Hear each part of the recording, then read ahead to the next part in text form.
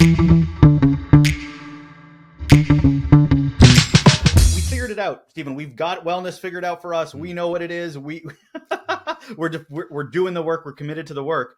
And then we show up into the workplace and we're responsible for other human beings and their wellness to some degree. Even though I know we are responsible for our own wellness, as leaders, that is the human component. That is the human centricity in the workplace. So as a leader coming into the workplace, looking at these individuals that are the team, how do we introduce wellness into that environment?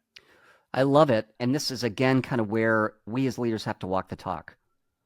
So what it looks like, as cliche as it sounds, is role modeling it and being a role model. So I've seen a lot of examples, both good and bad, where a leader will say, I believe in work-life balance, and I believe you should take care of yourself and go exercise and be at home with the children and things like that. And of course, they never do it. So the silence, or they'll say something like, yes, we shouldn't be emailing each other the weekends. But of course, they are the ones that then do that very thing, which create this whole culture and this signal. So we have to walk the talk. You know, one of the things, I'll give you simple examples that in my team, I will say something like, somebody will say something to me like, I'd love to go do X, but I have this meeting or something. You know, I'd like to be able to go exercise, but I've got this client meeting. And I say, go exercise, go do it. And I'm the boss, so to speak. And so it's about reinforcing and role modeling the very values that we established and then reinforcing. And here's the trick, saying no to something. You know, wellness ultimately, for the sake of this podcast, is about trade-offs.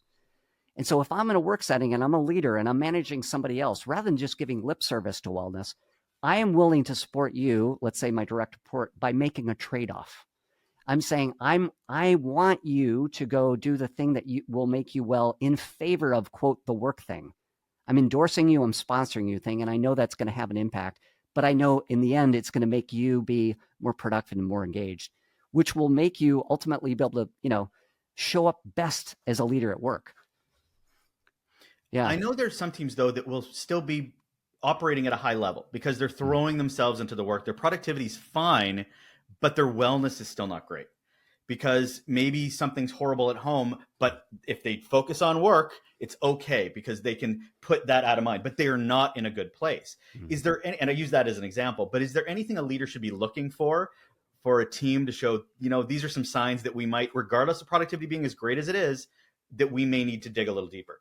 Absolutely. The first thing, again, one of the areas I talk a lot about is this idea of listening with a capital L. And as leaders, one of the things we have to listen is with our eyes. We listen with our ears, but our eyes and our heart. So what does that mean in this case? Let's say I'm leading a team or I'm a colleague to a team member. I hear, when I'm working with somebody, stress in their voice. Maybe they snap back at me over something trivial and I get curious and I'm like, that's interesting. I haven't heard John kind of snap at me like that. I wonder what's going on. I see their body language and I can see after a weekend, you know, maybe they didn't get enough sleep because I see bags under their eyes. I feel the tension, right? So all of these are signals that I can then use to say, hey, John, you okay, man?